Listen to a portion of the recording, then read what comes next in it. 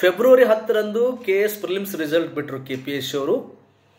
ಸುಮಾರು 5700 ವಿದ್ಯಾರ್ಥಿಗಳು prelims pass ಆಗಿದ್ದಾರೆ, ಮೇನ್ಸ್ಗೆ ಸೆಲೆಕ್ಟ್ ಆಗಿದ್ದಾರೆ. ಆ ಸೆಲೆಕ್ಷನ್ ಲಿಸ್ಟ್ ನೋಡಿದಾಗ ಎಲ್ಲ ವಿದ್ಯಾರ್ಥಿಗಳ ರಿಜಿಸ್ಟರ್ ನಂಬರ್ಗಳು ನೋಡಿದಾಗ ಒಂದೇ ಪರೀಕ್ಷಾ ಕೇಂದ್ರದಲ್ಲಿ ಸೀರಿಯಲ್ ಆಗಿ ಬಹಳಷ್ಟು ಜನ ಸೆಲೆಕ್ಟ್ ಆಗಿದ್ದಾರೆ ಅಂತ ಅನುಮಾನ ಬಂತು. ಇದು ಅನುಮಾನ ಸೋಷಿಯಲ್ ಮೀಡಿಯಾದಲ್ಲಿ ಹರಿದಾಡಕ್ಕೆ ಶುರು ಆಯಿತು. ಇಲ್ಲೇನೋ ಗದ್ದಲ ಆಗಿದೆ, ಏನೋ ಹಗರಣ ಆಗಿದೆ ಅಂತ ಬಹಳಷ್ಟು ವಿದ್ಯಾರ್ಥಿಗಳು ಅದನ್ನು ಚರ್ಚೆ ಮಾಡೋಕ್ಕೆ ಶುರು ಮಾಡಿದ್ರು. ಈ ಚರ್ಚೆ ಮಾಡೋಕ್ಕೆ ಶುರು ಮಾಡಿದ ಕೆಲವೇ ಗಂಟೆಗಳಲ್ಲಿ KPSC ಒಂದು ಪತ್ರಿಕೆ ಪ್ರಕಟಣೆ ಹೊರಡಿಸುತ್ತೆ. ಏನಂದರೆ, ಇಲ್ಲ ಒಂದೇ ಪರೀಕ್ಷಾ ಕೇಂದ್ರದಲ್ಲಿ ಅಲ್ಲಿ ಸೀರಿಯಲ್ ಆಗಿ ವಿದ್ಯಾರ್ಥಿಗಳು ಸೆಲೆಕ್ಷನ್ ಆಗಿದ್ದಾರೆ ಅಂದರೆ ಅಲ್ಲೆಲ್ಲ ಅಂಗವಿಕಲ ವಿದ್ಯಾರ್ಥಿಗಳು ಇರ್ತಾರೆ. ಯಾಕಂದರೆ ಅವ್ರಿಗೆ ಒಂದೇ ಸೆಂಟರ್ ಕೊಟ್ಟಿರ್ತೀವಿ ನೆಲಮಹಡಿಯಲ್ಲಿ. ಆಮೇಲೆ ಅಲ್ಲಿ ಕಾಂಪಿಟೇಷನ್ ಕಮ್ಮಿ ಇರುತ್ತೆ, ಸೊ ರಿಸರ್ವೇಷನ್ ಇರುವುದರಿಂದ ಅಥವಾ ಸೊ ಹಿಂಗೆಲ್ಲ ಅವ್ರು ಎಕ್ಸ್ಪ್ಲನೇಷನ್ ಕೊಟ್ಟರು. ಅಲ್ಲಿ ಅವರಿಗೆ ಕಟ್ ಆಫ್ ಕಮ್ಮಿ ಇರುತ್ತೆ, ಹೀಗಾಗಿ ಒಂದೇ ಸೆಂಟ್ರಿಂದ ಭಾಳಷ್ಟು ಜನ ಸೆಲೆಕ್ಟ್ ಆಗ್ತಾರೆ ಅಂತ KPSC ಒಂದು ಸ್ಪಷ್ಟನೆ ಕೊಟ್ಟಿದೆ. Very good, super, fantastic. ನನಗೂ ಏನು ಆಶ್ಚರ್ಯ ಅಂದರೆ KPSC ಇಷ್ಟೊಂದು ಬೇಗವಾಗಿ ಪ್ರತಿಕ್ರಿಯೆ ಕೊಡೋಕ್ಕೆ ಶುರು ಆಯ್ತಲ್ಲ, ಇದು ಆಶ್ಚರ್ಯ ಆಯ್ತು ನನಗೆ. ಇದು ಇರಬೇಕು. ಸಂವಿಧಾನಾತ್ಮಕ ಸಂಸ್ಥೆ, ಜನರಿಗೋಸ್ಕರ ಇರುವಂಥ ಒಂದು ಸಂಸ್ಥೆ, ಜನರಿಗೆ ಆನ್ಸರೇಬಲ್, ಅಕೌಂಟೇಬಲ್ ಇರುತ್ತೆ, ಕೊಡ್ತಾ ಹೋಗಬೇಕು. ಆದರೆ ಪ್ರಶ್ನೆ ಏನಂದರೆ, ಸುಮಾರು 40-50 ದಿನಗಳಿಂದ ಕನ್ನಡ ಮಾಧ್ಯಮ ವಿದ್ಯಾರ್ಥಿಗಳು ಇದೇ ಪರೀಕ್ಷೆಗೆ ಸಂಬಂಧಪಟ್ಟಾಗಿ KS ಮರುಪರೀಕ್ಷೆ ಆಯ್ತಲ್ಲ, ಮರುಪರೀಕ್ಷೆಯಲ್ಲೂ ಮತ್ತೆ ಕನ್ನಡ ಮಾಧ್ಯಮ ವಿದ್ಯಾರ್ಥಿಗಳಿಗೆ ಅಲ್ಲಿ ಪ್ರಾಬ್ಲಮ್ ಆಗಿದೆ, ಅನ್ಯಾಯ ಆಗಿದೆ, ಟ್ರಾನ್ಸ್ಲೇಷನ್ ಪ್ರಾಬ್ಲಮ್ ಆಗಿದೆ ಅಂತೇಳಿ 40-50 ದಿನಗಳಿಂದ ವಿದ್ಯಾರ್ಥಿಗಳು ಹೋರಾಟ ಮಾಡಿದ್ರು, ಟ್ವಿಟರ್ ಅಭಿಯಾನ ಮಾಡಿದ್ರು, ಮುಖ್ಯಮಂತ್ರಿಗಳಿಗೂ ಭೇಟಿಯಾದರು, ಜನಪ್ರತಿನಿಧಿಗಳಿಗೂ ಭೇಟಿಯಾದರು. ಇಷ್ಟೆಲ್ಲ ಆದರೂ KPSC ಕಣ್ಣಿಗೆ ಕಾಣಲೇ ಇಲ್ವ ಇದ್ಯಾವುದು?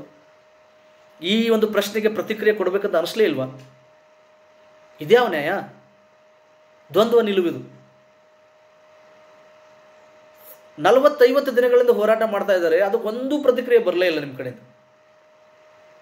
ಅಟ್ಲೀಸ್ಟ್ ಹೇಳ್ರಿ, ಆ ಪೇಪರಲ್ಲಿ ಏನೂ ಸಮಸ್ಯೆ ಇಲ್ಲ, ನಾವು ಟ್ರಾನ್ಸ್ಲೇಷನ್ ಪ್ರಾಬ್ಲಮ್ ಆಗೇ ಇಲ್ಲ, ಗೂಗಲ್ ಟ್ರಾನ್ಸ್ಲೇಟ್ ಮಾಡೇ ಇಲ್ಲ, ನಾವು ಏನಾರು ಒಂದು ಮಾತಾಡ್ರಿ, ಏನಾರು ಒಂದು ಸಮಾಧಾನ ಮಾಡ್ಬೋದಾಗಿತ್ತಲ್ಲ. ವಿದ್ಯಾರ್ಥಿಗಳಿಗೆ ಏನೇನೂ ಇಲ್ಲ.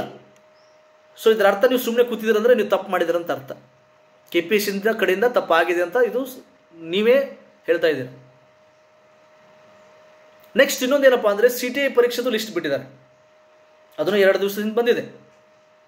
ಅಲ್ಲಿ ಏನಾಗಿದೆಪ್ಪ ಅಂದರೆ, ಕೆಲವು ವಿದ್ಯಾರ್ಥಿಗಳು KE ಪರೀಕ್ಷೆ ಬರೆದಾಗ ಬರೀ 15-20 ಮಾರ್ಕ್ಸ್ ತೊಗೊಂಡಿದ್ದಾರೆ, ಇಲ್ಲಿ 150-160 ಸ್ಕೋರ್ ಮಾಡಿದ್ದಾರೆ. ಹೆಂಗೆ ಸಾಧ್ಯ? ಇದು ಅನುಮಾನಕ್ಕೆ ಎಡೆ ಆಗುತ್ತಾನೆ. ಆಮೇಲೆ ಒಂದೇ ಸಮುದಾಯದ ವಿದ್ಯಾರ್ಥಿಗಳು ಭಾಳಷ್ಟು ಜನ ಅಲ್ಲಿ ಸೆಲೆಕ್ಟ್ ಆಗಿದ್ದಾರೆ, ಒಂದೇ ಸಮುದಾಯಕ್ಕೆ ಸೇರಿದವರು. ಒಂದೇ exam centre, Vijayapura exam centre ಅಂತಲೇ ಭಾಳ ಜನ ಸೆಲೆಕ್ಟ್ ಆಗಿದ್ದಾರೆ. ಅಲ್ಲಿ ಭಾಳಷ್ಟು ಅನುಮಾನಗಳಿದೆ. ಆ ಅನುಮಾನಗಳಿಗೆ ನೀವು ಪ್ರತಿಕ್ರಿಯೆ ಕೊಟ್ಟಿಲ್ಲ ಅಂದರೆ ಅಲ್ಲಿ ಹಗರಣ ಆಗಿದೆ ಅಂತಲೇ ಎಲ್ಲರೂ ತಿಳ್ಕೊತಾರೆ.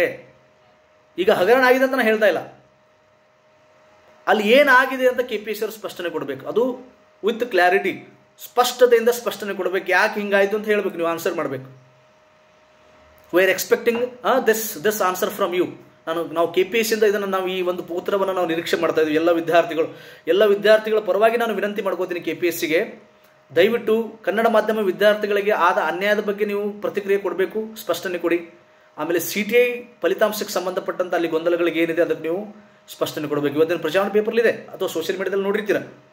ಆ CTI ಪರೀಕ್ಷೆಯಲ್ಲಿ ಏನು ಪ್ರಾಬ್ಲಮ್ ಆಗಿದೆ ತಾವು ಯಾರಾದರೂ ನೋಡಿಲ್ಲ ಅಂದರೆ ಈ ವಿಡಿಯೋದ ಕೆಳಗಡೆ ಡಿಸ್ಕ್ರಿಪ್ಷನ್ ಬಾಕ್ಸಲ್ಲಿ ಮತ್ತು ಫಸ್ಟ್ ಕಮೆಂಟ್ ಲಿಂಕ್ ಇದೆ, ಅದ್ರ ಮೇಲೆ ಕ್ಲಿಕ್ ಮಾಡ್ಕೊಂಡು ನೋಡ್ಬೋದು. KEದಲ್ಲಿ ಅವರು ಎಷ್ಟು ಸ್ಕೋರ್ ಮಾಡಿದ್ದಾರೆ, ಇಲ್ಲಿ KPSCಯಲ್ಲಿ ಎಷ್ಟು ಸ್ಕೋರ್ ಮಾಡಿದ್ದಾರೆ, ಎಲ್ಲ ಯಾವ ಎಕ್ಸಾಮ್ ಸೆಂಟರಿಂದ ಎಷ್ಟು ಜನ ಸೆಲೆಕ್ಟ್ ಆಗಿದ್ದಾರೆ ಎಲ್ಲ ನೋಡ್ಬೋದು. KPSC ವಿರೋಧಿಸುವಂಥ ಒಂದು ಅನಿವಾರ್ಯತೆ ನಮಗಿಲ್ಲ, ಯಾರಿಗೂ ಇಲ್ಲ. ಯಾಕಂದರೆ ಅದು ಅನ್ನ ಕೊಡುವಂಥ ಒಂದು ಸಂಸ್ಥೆ, ಉದ್ಯೋಗ ಕೊಡುವಂಥ ಒಂದು ಸಂಸ್ಥೆ. ಅದನ್ನು ವಿರೋಧಿಸಿದ್ರೆ ಪಾಪ ಹತ್ತುತ್ತೆ. ಆದರೆ ಇವತ್ತು ಅನಿವಾರ್ಯತೆ ಬಂದಿದೆ, ಇನ್ಎವಿಟೇಬಲ್ ಆಗಿಬಿಟ್ಟಿದೆ.